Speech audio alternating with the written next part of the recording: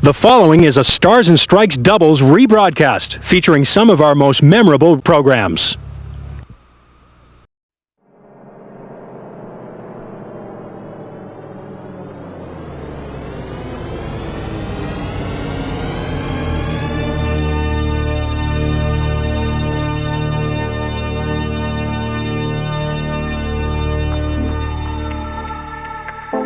Stars and Strikes doubles.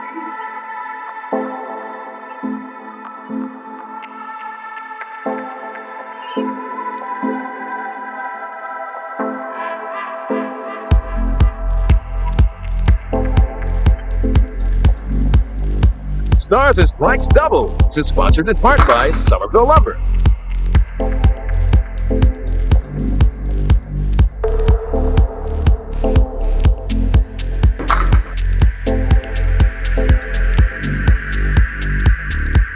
Stars and Strikes doubles is produced in conjunction with the New Hampshire Candlepin Bowling Association. And now your hosts, Doug Brown and Dan Murphy. Hi, everybody, and welcome back to the Londonderry Bowling Center. And this is week 2 of Stars and Strikes doubles, our second series of the 1992-93 season. We're glad to have you with us, Doug Brown, along with Dan Murphy. And after last week, when we had a very close match, a defensive struggle, we've got a team coming back looking for their second win, and they've got some pretty tough opponents, I think. That's right. They're going to have to be a little sharper today. Scores weren't high, but it certainly was an exciting match. Went right down to that final frame. All right, let's introduce our 4 bowlers for this afternoon show. First of all, our returning winners from last week, our number 5 seeded team from Meredith, New Hampshire, Al Bolduc, and his partner from Norwell, Mass, Bob Whitcomb. Okay, Al comes in averaging 116, his roll-off score 658, and his partner Bob Whitcomb at 121, and his roll-off score again at 657. All right, and last week, Al and Bob were able to knock off Peter Pereira and Jack Sanick by a score of 336 to 329. They had to sweat it out until the final box, though, before the match was finally decided. And today they will go for 2 wins in a row, and they will face our number 3 seeded team from East Boston, Mass, Bruno DeFeo, and his partner from Claremont, New Hampshire, Steve Vadney. Okay, Bruno comes in averaging 124. His roll-off score, getting up there now in the scores with the roll-off, at 683. Steve Vadney at 128 for an average and 678. All right, and of course, the winners in this match will move on to our semifinal match next week. The runners-up today will settle for 4th place prize money of $200, and we'll be back and have 3 strings of Candlepin bowling for you. Doubles format here at the Londonderry Bowling Center, and we'll have it starting after these messages. Don't go away.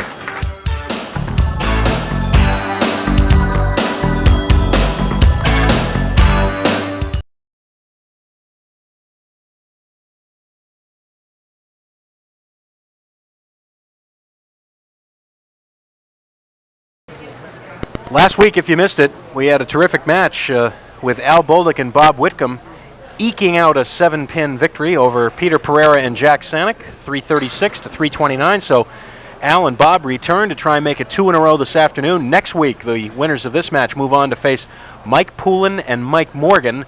And then the number 1 spot 2 weeks from today in our finals of this series, Gary Carrington and Joe Ashline will come in to try and defend that number 1 spot. But right now, some business to attend to with these 2 teams. And first to go, Bob Whitcomb.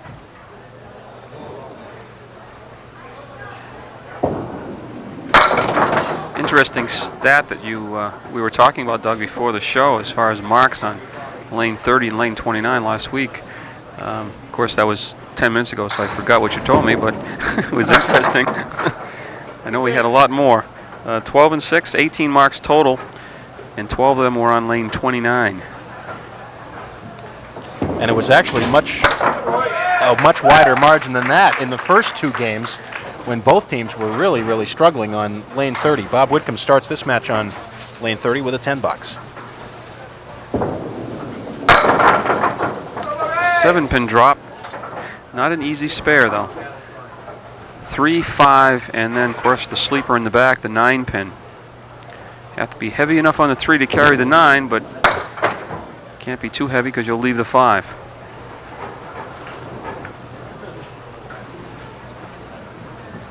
Bob's waiting for one of his bowling balls to return. Blue, black, and red. That's the color of bowling balls today. There's 3 sets out there, all the same color. Is that like the in pattern? I don't know. It'd be a little confusing. Here's Bruno DeFeo. And yes, he does look familiar because just a few weeks ago he was on with us on the singles show at noon, and that day Bruno lost a devastating close match to Peter Flynn. It was a semi-final match, and Bruno had the last at bat in that one and needed 2 10s to tie and a mark to win.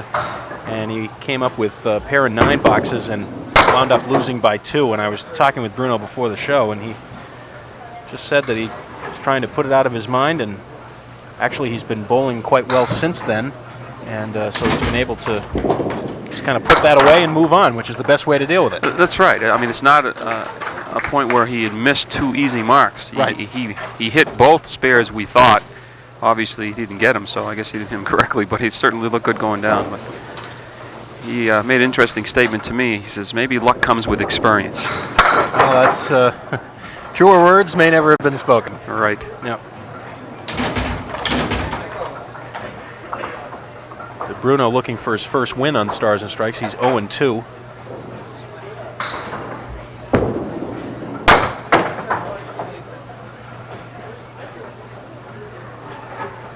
Of course, the guy he's paired with today has a little bit of experience, just a little.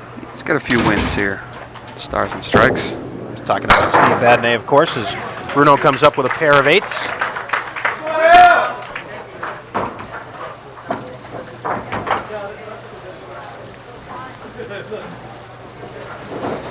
Here's Al Bolduc.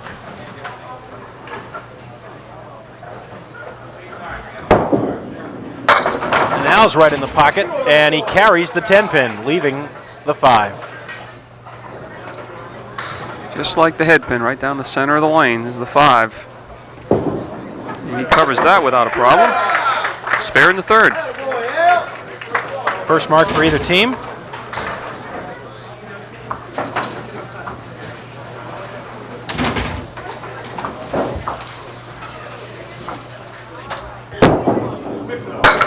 But off to the left on the fill, just 3.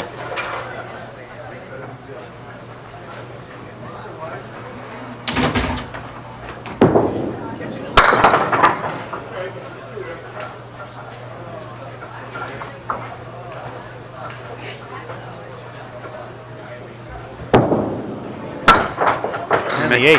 Well, that was hard work for Al after that spare. 41 through 4. Our first look at, what's his name? Refer to your score sheet. Steve Vadney. I noticed that before the match, I had never seen Steve do this before. He was counting off the exact number of steps. In other words, he was putting his feet toe to heel and backing up from the foul line to see exactly how far away he wanted to get on the approach. So he lost count because he just missed that to the right of the head pin. I'm only joking. I joke with Steve all the time. He does that. Just gives him a reference point of where he wants to start his approach. A lot of bowlers used to do that. A friend of mine and a friend of yours, Doug, and a friend of everybody else used to sit in for us, Gary Duffett. I probably shouldn't say this, but he used to put a little pencil mark on the approach. Is that right? Yes. Is that legal? I don't know, but I didn't like it in my place. I was sweeping the lanes one day. Who's marking pencil marks on my approaches? And then I saw Gary the next tournament do the same thing. And of course, he's no longer in the area to defend himself. Well, we banished him from New England for doing that. Steve Vadney today making his 40th appearance here on the Winds. Of course, the vast majority of them on the singles show. He is 27-12 in his 39 previous appearances.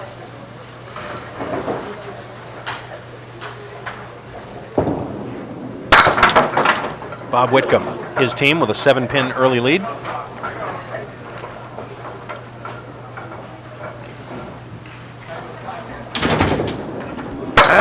Tried it on the inside. Good effort on the 1, 2, 4, 6, 10. 4, 6, 10 left now. Trying to get out of town with a 9 box. Make it 8. 49.5 for the team of Bolduc and Whitcomb.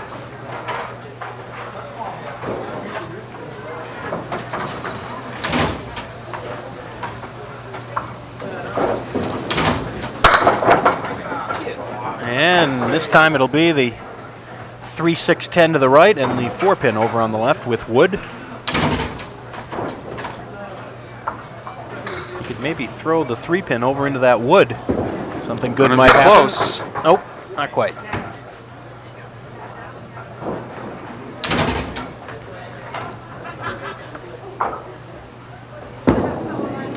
So a couple of open frames here in the 5th and 6th for Bruno DeFeo to work on here. Bruno from East Boston, Mass.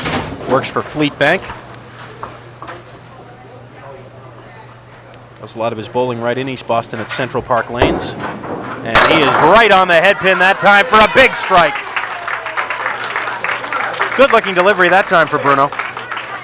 You see the ball right dead in the 1-3 pocket, and just a matter if he's going to get a 9-pin drop and leave the 4-pin, or is the 4 going to topple down in it? Of course it did for the first mark for the team, and it's a big one. It's a strike. Held on to that one a little bit too long. Pulled it left.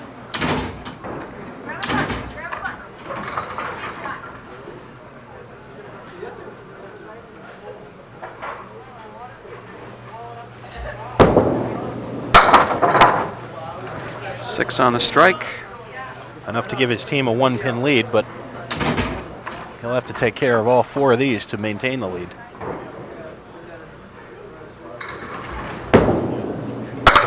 Gets 2. 58 through 6. Well, starting off like last week. Low scoring, but close. And it certainly was exciting last week. Jack Sanek got up in the 10th frame needing 2 strikes and was able to get the first one. Actually, it was a funny match last weekend. There were a fair number of marks. One team had 10, the other team had 8, which in doubles is maybe about average, but certainly not low. But it was the fills on marks and the fact that not many of the marks came consecutively that was hurting the teams. Here is the 1-2, 7-10. Got a chance, missed the head pin.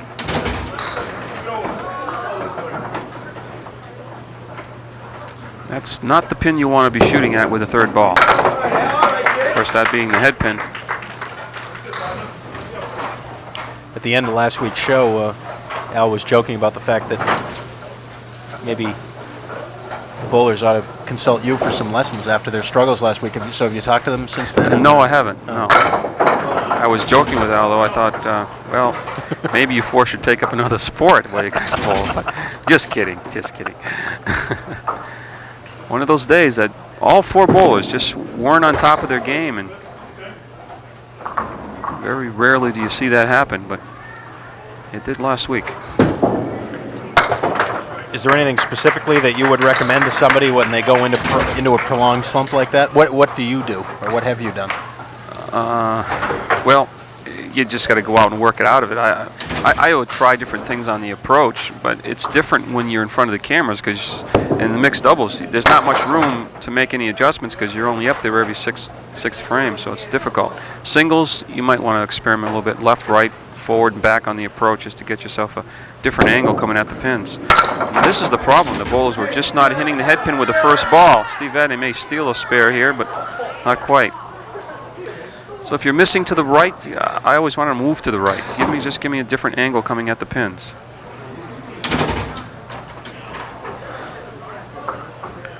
Dottie Larick removing a piece of stray wood that came well off the plate. Giving Steve a clear shot at the 6-10 here, which he covers for the 10 box, leaving the deficit at 1.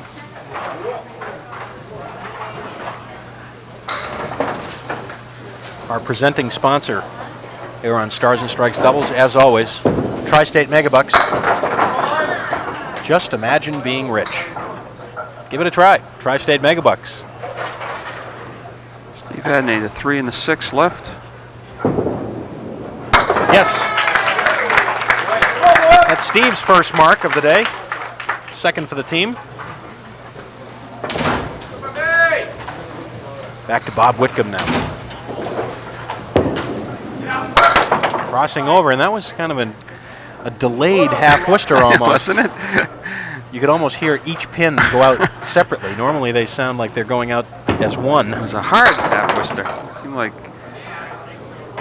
each pin was knocked down with separate balls, but it was the same one. They have 2 rocking head pin again, shooting at it with a 3rd ball. Fortunately, you're not going to score well when you leave that head pin up. It's got to be, you got to be on the head pin at least 90% of the time to really start scoring in this game, especially at Londonderry Bowling Center. It's a fair scoring house, but not a fast house. Oh, there it is. I think Bob was listening. Yeah, they got this game figured out. You're supposed to hit the head pin with the first ball. He did cross over in the 1-2, and this usually is not his pocket, but he got good mixing action there, and it's the strike, first strike of the match for the team. That evens the mark up at a spare and a strike apiece. Hold on here, hold on.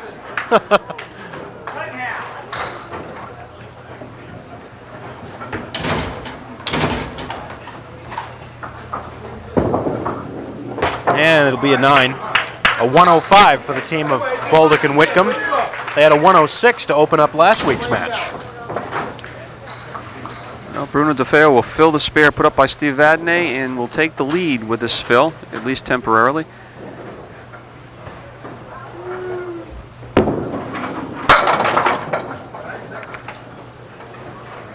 Again off the head pin, half Worcester right. And not an easy spare with the wood in behind the head pin. It's going to kind of deaden the ball, almost like you have to shoot at the 3 pin and have the wood snap around. And also it flew the head pin directly to the right sidewall instead of back towards the 10 pin. Gain a couple more and count, at least 1. Watch the head pin and the 3 pin, right to the sidewall. Came back to get the 3 and the 6. Well, needs a mark to maintain his lead of 7.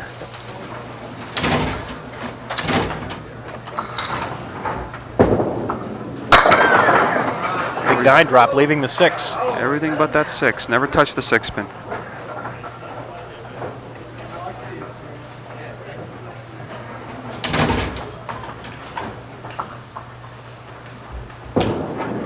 Right on it for the spare. Gives him 103 in the 10th. Anything over 2, they will still have the lead.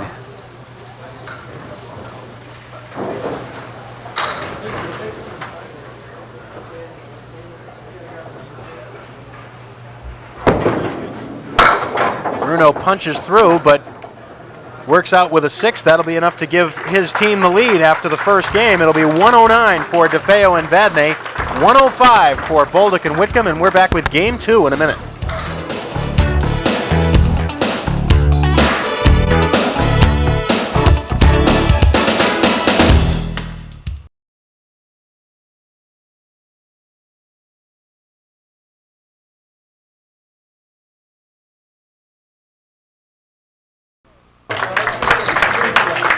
Steve Vadney to lead things off here in game 2. His team up by 4. I think Steve's having trouble figuring out. Yeah, it's Steve and Bob and Al all have the same color bowling balls. Now I wonder if you blindfolded them and gave them those different bowling balls, if they'd be able to tell the difference. I wonder if they're all the same weight, they probably wouldn't be able to tell. I would be wondering if that was his or somebody else's. It's one thing losing the match, but losing with somebody else's ammunition. Big first ball that time for Steve to start this game. If it was somebody else's, he's going to switch. That strike was a quick one. Looking for the double, or at least the 5 pin to go? No. 4, 5, 7. Very difficult spare. 4 and 5 are on the same plane, then of course you got the 7 pin. Almost like you had to play inside the 4 and come off the wall. That's what he was trying to do. 2 full. 8 fill on the strike.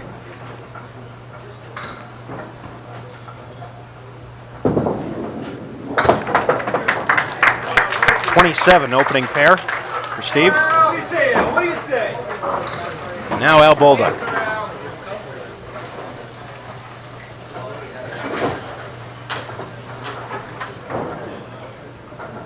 See Al's record 1 and 2, getting that first win last week. Well, let's see where the wood settles down. problem, of course, is going to be the 7-pin, I would say. And I don't know if the wood is out far enough for him to carry the ball off that for the 7-pin or not, but he's going to try to do it. Nope.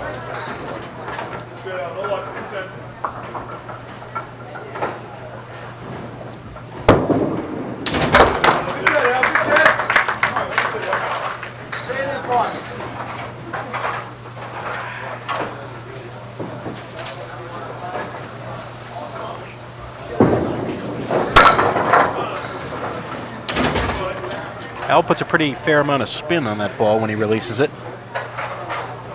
Ball breaks from right to left. Gets underneath the ball and, oh, just missed the 3-pin, cutting it over into the 4 and 7.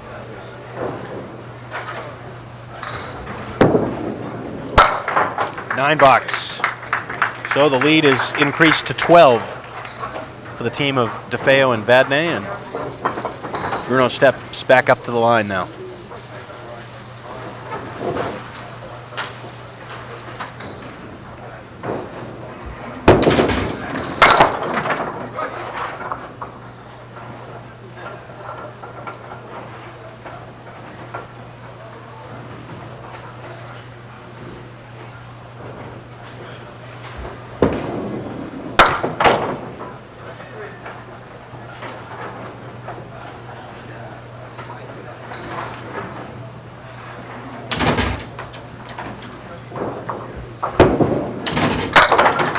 The winners of this match will return next week to face the Mikes. Mike Poulin and Mike Morgan. That should be a pretty good team. Seem to be on paper. Of course, we have waiting in the wings the top-seeded team, Gary Carrington and Joe Ashline. A little news about Joe Ashline, too. Just recently bowled a 505 for 3 games. Is that right? Waiting for the official recognition of a state record. Unofficially, it is.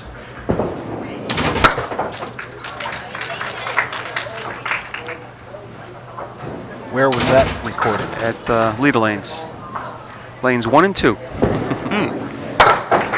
10 box for Bruno, leaving a couple of open frames for Bob Whitcomb. 46 through 4 completed frames. Bob Whitcomb opposite 2 open frames. Boy, spread eagle.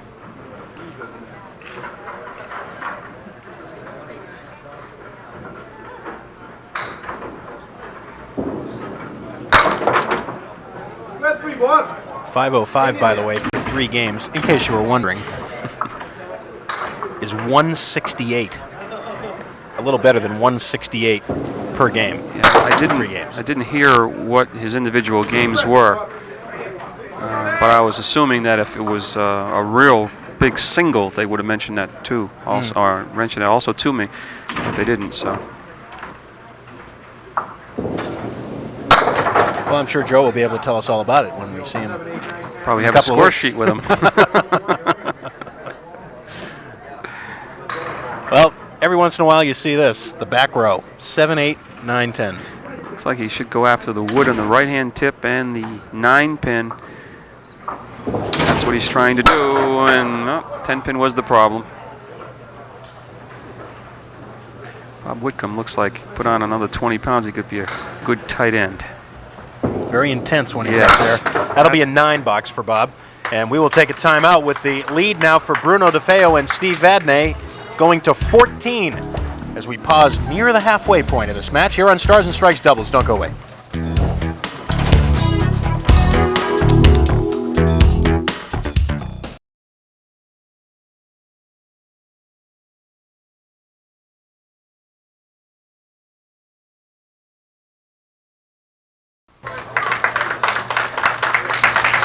Steve Vadney now.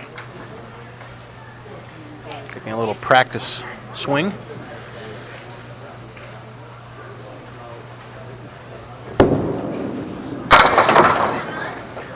Talked about Steve Vadney and the number of appearances he's made with us. The last time he was here was back in May when he was teamed with Joe Ashline, and they won 3 consecutive matches to win our first Stars and Strikes Doubles Tournament of Champions.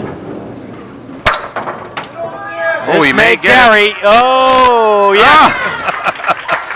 Steve had to shoot it down, but he had a feeling it was going to go. And he was playing, I think, for the tip of this wood out front, missed it. Second wood came back and nudged that piece of wood over to get the 7-pin.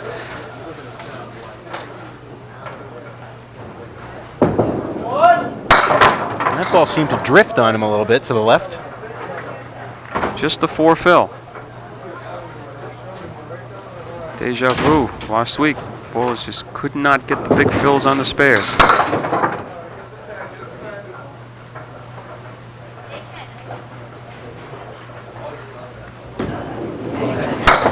And it'll be a 10 box.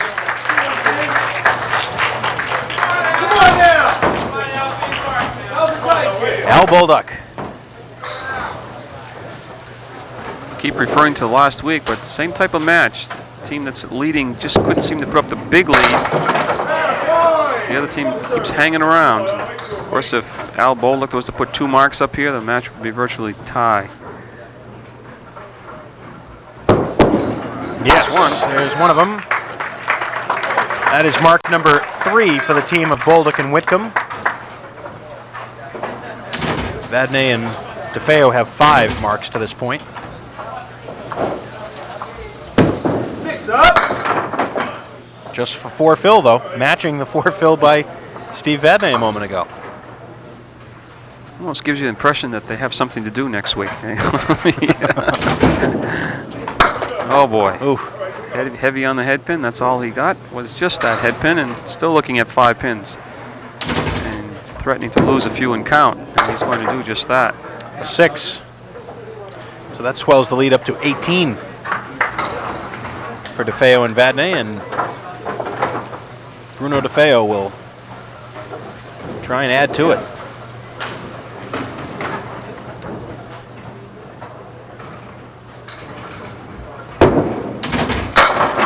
Don't forget, next Sunday is semifinal week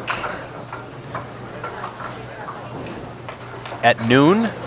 We'll have a semifinal singles match for you on Stars and Strikes, and then here at 5 o'clock on the Wins on Stars and Strikes doubles. Semifinal week as well, and one of these 2 teams will be in that match, but still very much up in the air right now as Bruno DeFeo adds a mark in the 7th. I want to remind you while I have a moment about our folks at Somerville Lumber, who are sponsoring this series on Stars and Strikes doubles.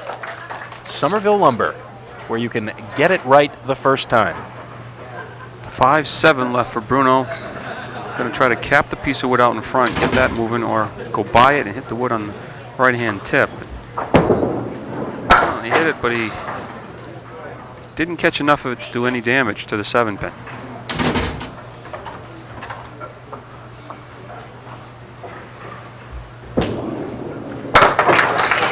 Make it 98 through 8. More important, he did put a mark 8 up. Bob Whitcomb's going to have to do at least 28 pins to keep it at 18.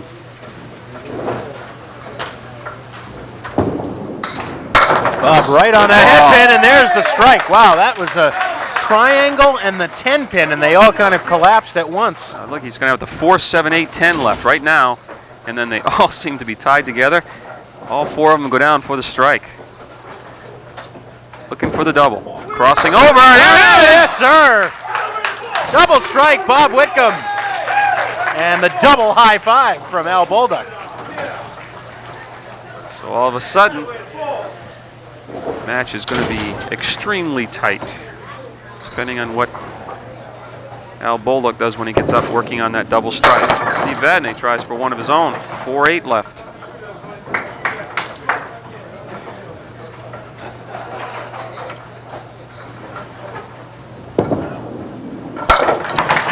Spare in the 9th.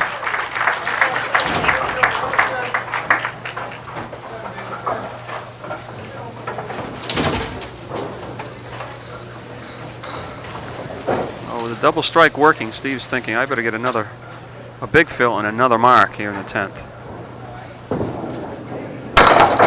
Just a little heavy, half dozen, and a tough spare leave. 3, 6, 10 on the right with a 4-pin piece of wood in front of the 4.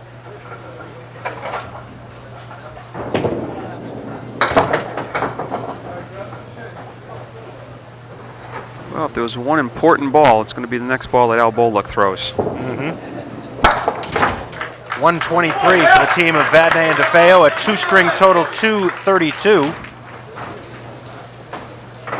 And now Al Bolduc working on the double strike left by his partner. Looking pretty good. Oh, he boy. Came in full. That little extra turn at the end. Looked like he was going right for the 1-3 pocket. Last minute broke to the left, which his ball usually does, and it hit the head pin flush. That's a good recovery. Great spare. Woo.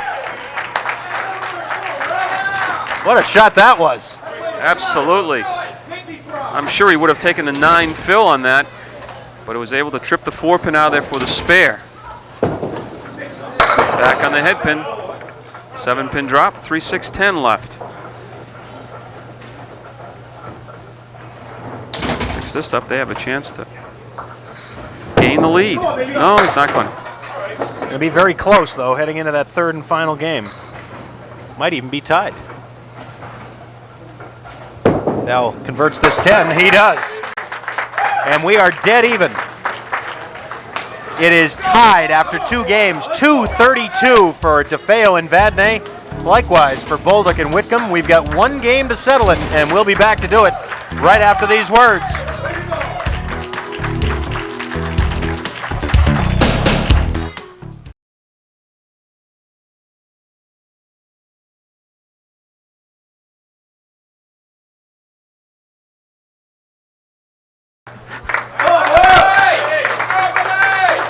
This is Bob Whitcomb. We schedule these matches for three games, but it's only going to take 1 this time. That's right. Dead even after 2. The difference right now is a double strike that this fellow right here put up in this 7th and 8th frames. His partner got up and punched through the middle in the first strike, but was able to convert it. Watch this. Whoa! Short pin.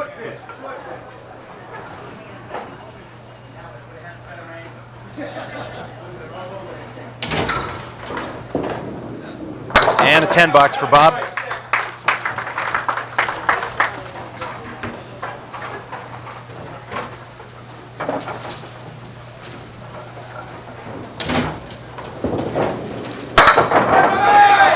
No. Looked like something was going to come off the wall for the 4-pin, but didn't happen. Single pin.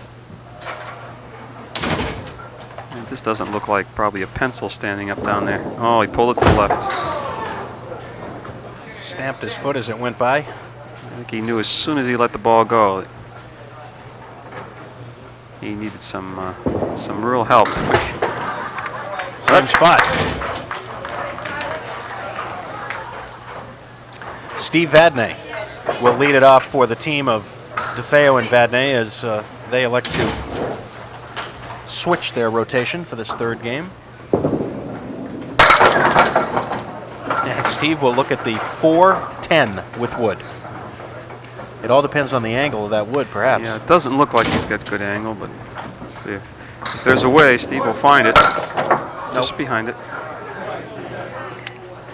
All these pins, I don't have to tell you, are very important. A lot of goose eggs on the scoreboard here. And we still, no game lead and total game, no lead. Look at that. A lot of numbers up there, a lot of zeros.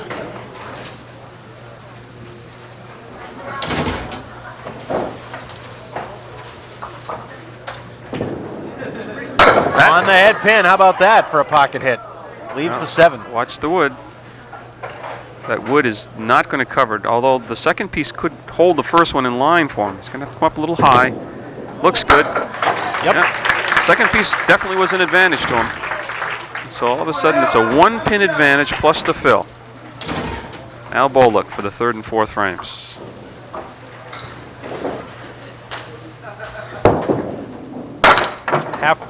Started as a half twister. Got a couple more in the back.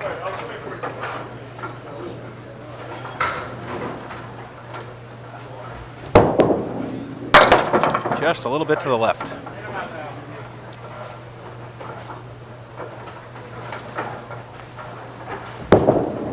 Oh, he went for it all and settles for 7.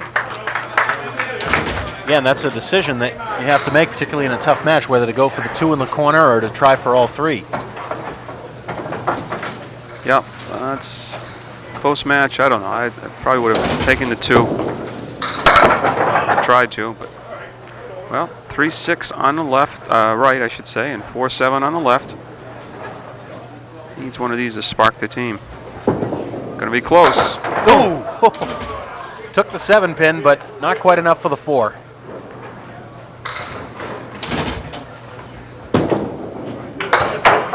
Covers So, for the 10. this leaves the advantage squarely on the ball of Bruno DeFeo as he steps up. Oh!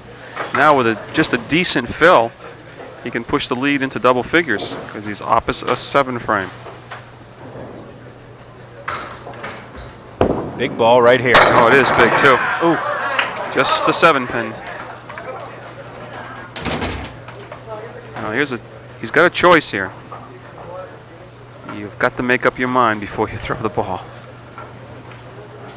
Going right at the pin. Oh, and goes in the middle.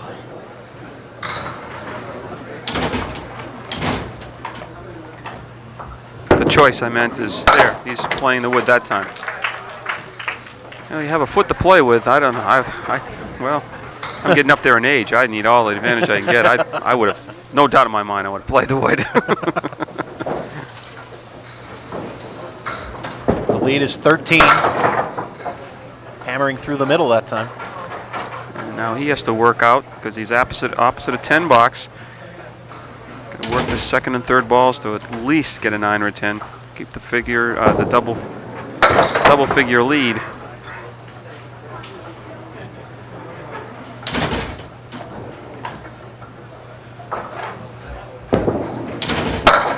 Bruno makes it an 8 box. We are going to head to a break. 11 pins is the lead for DeFeo and Vadney. Still time left. The last 6 boxes will decide it, and we'll be back in a minute.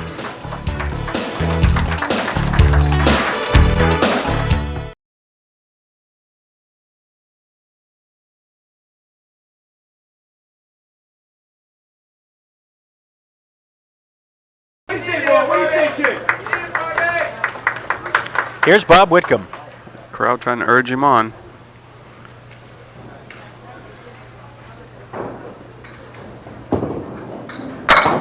Light hit, and there's the result. Looks a lot worse than it is. Yep. He's on the 2 pin. He's got a nice angle in the wood for the 5, 8, possibly the 10, and hopefully the ball will continue through for the 7. Oh, everything but the 7. You would figure that the 10 pin would be the tough one.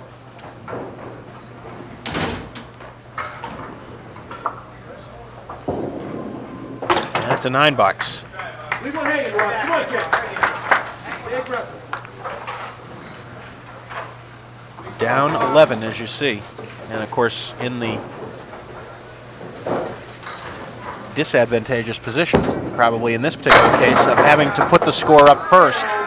He's going to get both of them. 10 pin remains. Wood's going to stay against it. Wants to be above the red line. Don't go below the red line, which could snap the pin away from it. Watch out. Who made it? Ooh, he shook his head. He says, uh-oh. He's smiling. 7th mark for the team. Here's Steve Vadney. Steve lives up in Claremont, New Hampshire with his wife Annette.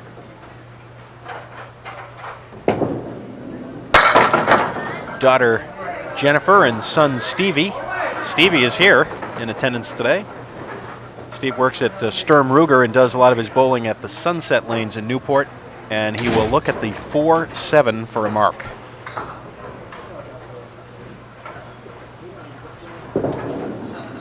Oh. No. I think Steve thought he had it. I think so too. That's one of the most frustrating shots, I think. A 2-pinner, you hit the object pin in a 1/4 of an inch either way, the ball of the pin would have taken the other one. Instead, you settle for a 9. Well, if he doesn't mark here, here we go again. It'll be decent fill, and the match will be real close again. On lane 29, Steve punches through the center, and he will be left with the 2 rather, the 2, 6, 7, and 10. And he's going to go after the 2-pin on the left-hand side. See if he can cut it over. He's going to be full on the 2-pin. Well, he's going to drop to 10 pins if he can capture the 6-10. That's what happens. So it's a 10-pin advantage for DeFeo and Vadney, but Al Bolduc is going to cut into that with a fill on the spare. If he should throw a strike here, the match would be even.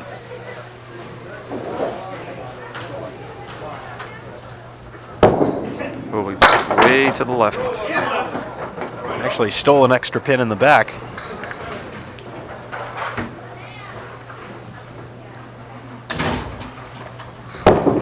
Looking for the spare. Nope. See, he threw that ball much better than he did the first one. And you got to think it's sitting down for that length of time. And then getting up there, it takes you a ball to get loose again. So it's only 22 pins in those 2 frames, a 6 and 7, spare 4, 8. Might be able to see Bruno DeFeo in the background sitting on the bench. You can see him there on the left side of your screen. He keeps the one arm of the jacket on like a pitcher. Good break there. Looked like he was going to have the spread eagle or at least the 3, 6, 10 and something else on the left. Pin came forward. He's taking a look at the wood. It's away from the 3-pin. Oh boy, didn't even give himself a chance. Regardless of how bad the wood is, you have to hit it to give yourself a chance for the spare. It was there. There it was, yep. So 2 opens for Al Bolduc. And Bruno DeFeo comes up now with a chance to build on that 6-pin lead. Be a huge mark if you could put at least 1 up in these 2 frames. Oh my, right through the middle, the 1, 5, and 9 punched out. Now I'm going to say it would be huge if you can get away with a 9 or a 10 box. An 8 frame. So a 9 or a 10, he would gain some pins. Well, it's going to have to work. Bad enough to have a box like this, but at this point in the match. This is great, though. Last week, final frame. This week, it looks like it's going to be just about the same. So he loses 2 in count. The lead now is only 4.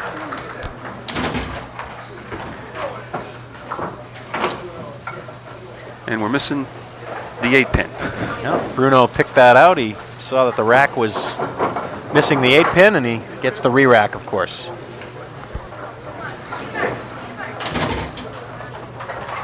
He doesn't get charged with a timeout or anything like that, does he? No. Re-rack.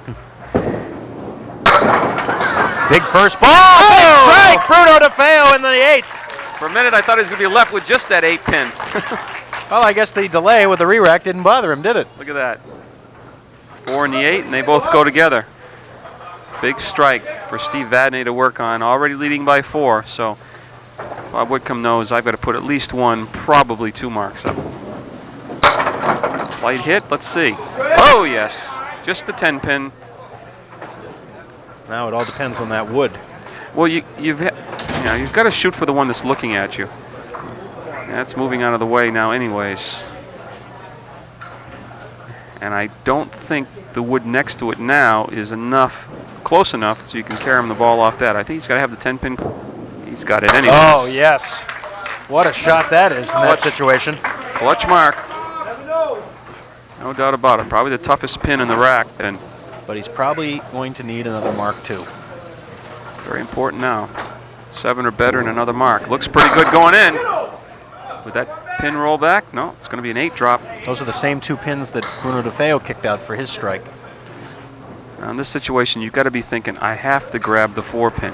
If I punch out the 4, so be it. But I can't go by the 4-pin. Oh, no. And he does. Well, Steve Vadney would really have to butcher this strike not to win this match. 10 box, 105 for Bolduc and Whitcomb. A 3-string total, 337, which ironically is 1 pin higher than their total last week.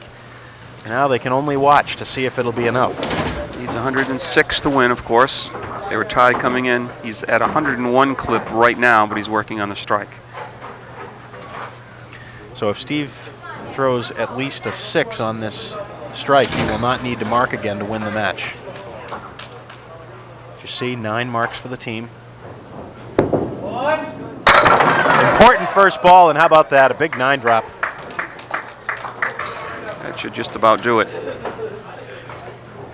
going to have to bowl the 10th, but he's not going to need too many. And especially not now with that mark, because he's at 101 already.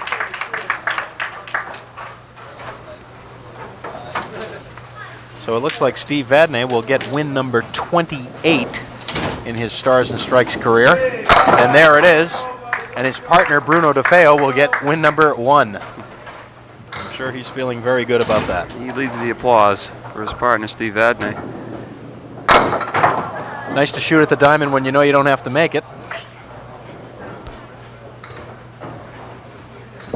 And Steve will finish it with a 9, a 116, and that game is the difference in the match. 348 for Vadney and DeFeo, 337 for Bolduc and Whitcomb. Bruno DeFeo and Steve Vadney will move to the semifinals, and we'll be back to talk about it with all the bowlers in a minute.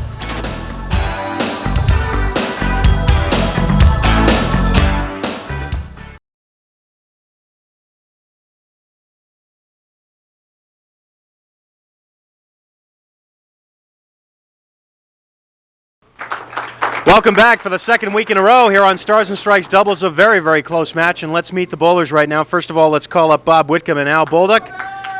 They came up with the close win last week, but not quite enough this time. You did have a lot of people cheering you on, though. I want to make sure you get the checks here. Fourth place money, $200 shared, and just couldn't get the necessary breaks when you had to have them. Yeah, I missed a few shots in the end, but those guys made the big shots in the end. I got the double strike, kind of got us back in it, and that was about it. This match was quite similar to last week, though, wasn't it? Yeah, it was a little bit more exciting, though. Things started to happen in the second string. At least we had a new lane record here.